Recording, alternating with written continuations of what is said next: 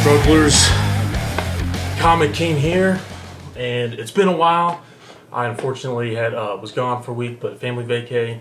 And anyway, I'm back, hopefully back for good, let's go. But anyway, today we're talking about Batman Off-World by Jason Aaron and Doug Mahnke, who's one of the most underrated artists of all time. If you want to see some of his best stuff, read Jeff Johns' Green Lantern. Absolutely fantastic. But anyway, I want to cover this book because it's just like, I want to talk about my favorite Batman books of all time, but the things I want to save that. I want to really get in nitty gritty and savor those moments. I'm a pretty literate guy, so obviously Dark Knight Returns is my favorite piece of fiction ever. But those books mean so much to me. Of course, I'm going to talk about them, but it's just kind of like, what? Batman's my favorite character. I could talk about all the big books, all day long. But I was like, let me promote some of the smaller stuff. Some of the stuff that I feel like doesn't get as much attention. But anyway, this is a brand new series. It started, I believe, in 2023 or early 2024. And the thing is, the trade just came out. I believe the last issue was delayed for a little bit. But anyway, it's about Jason Aaron. It's a 6-issue miniseries about Batman Off-World. He goes to space. And it's just like, when I heard that premise, I was like, what?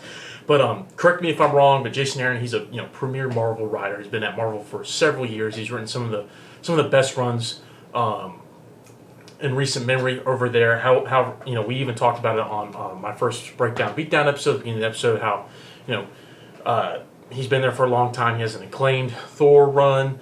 My first Jason Aaron book I ever read was his Doctor Strange book. I'm not like the thing is, every Jason Aaron book, say his Avengers, which in my opinion is not very good. It kind of sucks. But, I'm sure there's fans of that book out there. If that book's just not for me, I find his work better when it's about a singular character. However, I haven't read a lot of Jason Aaron books. Every time I have read a Jason Aaron book, I have really, really enjoyed myself. Really liked it. But the first book that introduced me to him was his Doctor Strange run. I didn't complete the run, but I read about his first 2 trades of it. Really, really good. Of course, his acclaimed Thor run, absolutely fantastic. One of the greatest modern Marvel runs, if not the greatest Thor run ever. Definitely up there with Walt Simonson's Thor, in popularity. It's just, the first arc with Gorgon Butcher. I hate to say it, just there's so many runs that the first arc is just so damn good that the rest of the run doesn't catch up to it. For to relate back to Batman, look at Scott Snyder's Batman run. I love it. I think his entire run's a masterpiece. But does anything surpass what he did at the beginning of the run? To start off with Court of Owls? No, it's just usually authors come out with a big punch, right? But yeah, Batman Off-World. It starts off with Batman, leaving the planet.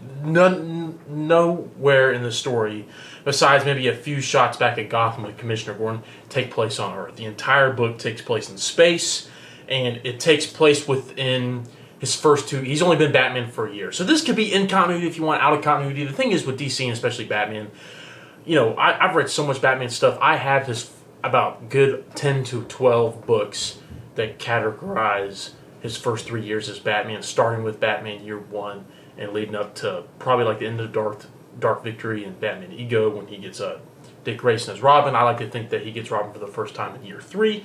However, this could be in continuity if you want, out of continuity. It's just a fun idea. And the thing is, I think the main reason I wanted to talk about it right now is I just read it. I've been meaning to pick it up. And the thing is Batman, I don't think he's fallen in the same category as, I'm talking about the main Batman run, of course, as the current state of Amazing Spider-Man, where the editorials won't let certain writers tell the story that they wanted to, or they put in so many editorial notes that kind of clouds the original intended creative vision for the book. However, man, when it comes to Batman, I feel like the best Batman books for the last 5 years have been just Elseworlds or miniseries books within continuity or out of continuity that the writers get to tell whatever you want. And me as Batman stuff, I've read so much stuff where majority of the Batman books coming out right now are, I wouldn't say mediocre, but it's just, it's just, I feel like nowadays it's so overloaded that whenever you get a fantastic Batman book, it's like a dime in a dozen. It's the same way I feel about Batman Imposter. That book, it came out a couple years back.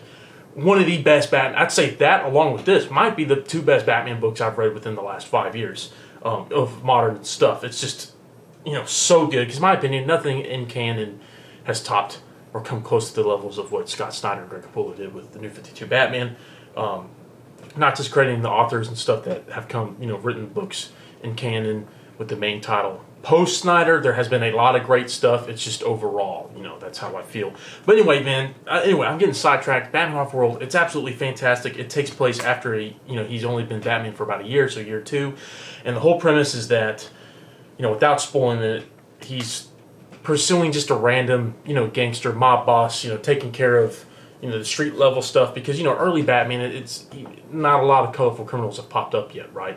Not till like long Halloween and post thereafter that Gotham kind of completely shifts from the mob Sopranos-esque Gotham to the crazy maniac supervillain side that we all know and love today. But basically he's hunting down this mob boss, and an alien gets involved or something that just pops up, and Batman realizes, and the whole plot of this book, the main point is that, Batman's thinking to himself, he's a paranoid freak, right? He's prepared for everything. He realizes, I'm not prepared for everything. This alien got involved. I know nothing about outer space. I'm going to take my mission to outer space. Those 8 years of training, 8 to 10 years of training he did, pre-Batman Year 1, where he was kind of learning. He learned everything, all the martial arts knowledge that he could to come back and start his mission. Basically, it's that in space, except he's already Batman, right? So basically, he goes to space just to figure out, get everything he knows he can, basically any knowledge he can get about aliens and anything that's not on Earth. And so Batman, basically the whole point is just that he goes on another training adventure, and stuff happens, and he gets involved. There's a sexy Tamaranian woman, bounty hunter that gets with him, and it's just basically just like a cowboy adventure in space, except with Batman. The thing is, Jason Aaron, he recently just came over DC, quote, I might be wrong, I know he did an Action Comics arc recently. I haven't quite read it. I haven't read that yet, but I believe he's just been at Marvel, and recently, I don't know if he's at DC full time, if he's still current, writes a few Marvel books here and there, but I think this was one of, if not the first book he did when he came over to DC, and damn, does he write a fantastic Batman. His Batman is awesome. He's stoic. And his Batman is really, besides, there's a lot of it, the book is mainly filled with his internal monologue, but when it comes to him interacting with other characters, it's very much a stoic, very few words spoken Batman. And I just love that so much. It's, all these characters, they're berating him and everything. They're saying, oh man, who are you, Birdman? What are you? What are you doing here, blah, blah. And he's just man of no emotions. Just fantastic. He just nails Batman. That's why I think Jason Aaron is great at just character work. But man, dude, I love this book so much. This is my favorite modern Batman book I've read since Imposter.